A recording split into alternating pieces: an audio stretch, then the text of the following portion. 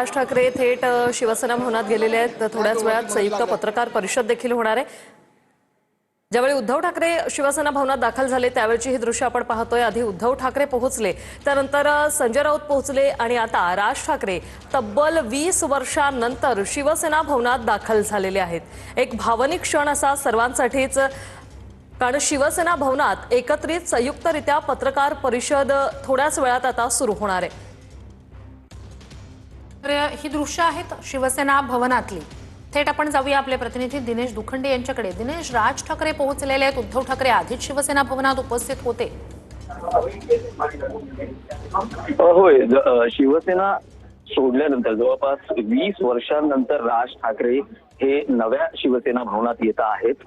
आज शिवसेना आणि मनसे म्हणजे ठाकरे बंधूंच्या युतीचा संयुक्त वचननामा मुंबई महापालिकेसाठी प्रसिद्ध होतो आहे आणि तो कार्यक्रम शिवसेना भवनातील दुसऱ्या मजल्यावर सभागृहात आयोजित करण्यात आला आहे आणि त्याला मनसे अध्यक्ष राज ठाकरे आणि उद्धव ठाकरे हे संयुक्तपणे हा वचननामा प्रसिद्ध करणार आहेत आणि प्रसार माध्यमांसमोर आपली भूमिका मांडणार आहेत। यातलं सगळ्यात मोठं आकर्षण वचननामा तर आहेत, कारण ठाकरे बंधू हे पहिल्यांदा राजकीय युतीच्या माध्यमातून मतदारांसमोर येत आहेत आणि मुंबई महापालिका निवडणुकीसाठी ते आपला काय नेमका वचननामा, जाहीरनामा, काय आश्वासनं लोकांपुढे ठेवतात हे पाहणं तर महत्वाचं असणार आहे। त्याचबरोबर राज ठाकरे हे जवळपास 20 वर्षांनी शिवसेना भवनात येतले आहेत, त्यामुळे त्याबद्दलही कुतूहल आहे। कारण शिवसेना सोडल्यानंतर जवळपास 20 वर्षांनी ते इथे नव्या शिवसेना भवनात येत आहेत। जुन्या शिवसेना भवनात ते येत असत, ते शिवसेनेचे नेते आणि भारतीय विद्यार्थी सेनेचे अध्यक्ष होते।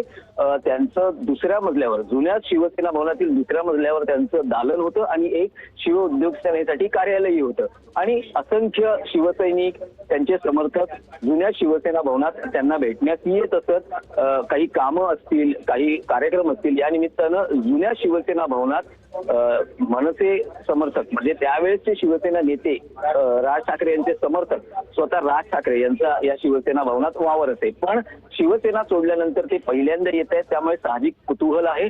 हा वचननामा प्रसिद्ध होण्याआधी उद्धव ठाकरे हे शिवसेना भवनात आलेले आहेत आणि 5व्या मजल्यावर उद्धव ठाकरेंचं जे दालन आहे तिथे ते स्वतः बसलेले आहेत आणि राज ठाकरे हे सुद्धा आता 5व्या मजल्यावर उद्धव ठाकरे यांच्या भेटीला गेलेले आहेत आणि तिथे या दोन नेत्यांमध्ये चर्चा होईल आणि त्यानंतर हे संयुक्तपणे दुसऱ्या मजल्यावरील सभागृहात येतील आणि वचननामा प्रसिद्ध केला जाईल। नक्कीच ही थेट दृश्य आपण पाहतो आहोत। खरं तर या मुंबई महानगरपालिका निवडणुकीच्या निमित्तानं ठाकरे बंधू एकत्र आले। सुरुवात झाली त्याची एका वक्तव्याची, राज ठाकरे यांच्या मुलाखतीतल्या त्या वक्तव्याची। त्यानंतर मग तो मराठी भाषेसाठीचा मेळावा, त्यानंतर मग एकत्रितपणे वेगवेगळ्या पद्धतीनं एकत्र येणं, अधिकृतपणे युती जाहीर होणं आणि या सगळ्यानंतर आजचा तो दिवस जेव्हा आता संयुक्त वचननामा प्रकाशित होतोय, त्याआधी ठाकरे बंधू नेमका या वचननाम्यासंदर्भात संवाद साधू शकतील काय नेमकं?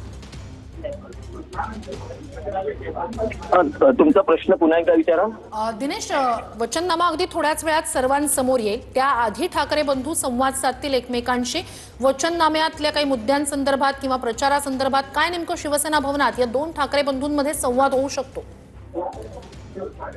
बघा, उद्धव ठाकरे शिवसेना भवनातील त्यांच्या 5व्या मजल्यावरील कार्यालयात आहेत।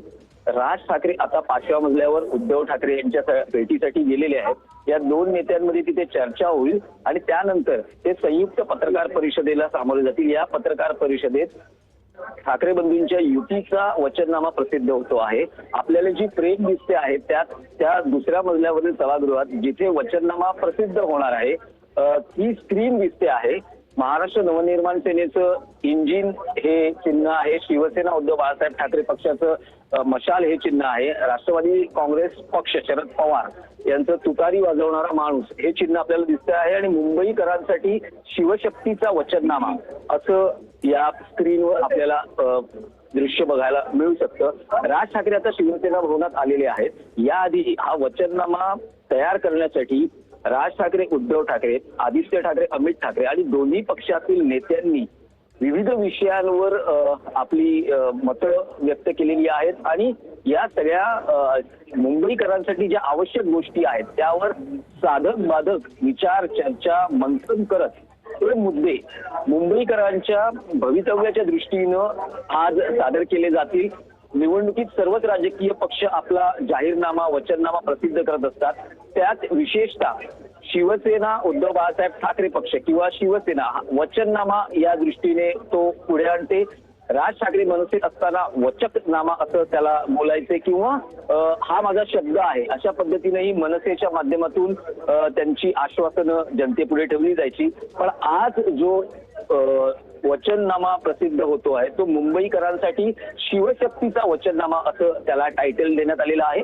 आणि थोड्याच वेळात राज ठाकरे उद्धव ठाकरे संयुक्तपणे हा वचननामा प्रसिद्ध करतील आणि त्यानंतर या वचननाम्यासंदर्भात ते आपली भूमिका व्यक्त करतील आणि निवडणुकीत जे त्यांचे राजकीय विरोधक आहेत जाहीर भाषणामधून जे आरोप प्रत्यारोप आता जे सुरू झालेत त्या आरोपांनाही या पत्रकार परिषदेत राज ठाकरे उद्धव ठाकरे उत्तर देण्याचं काम करतील.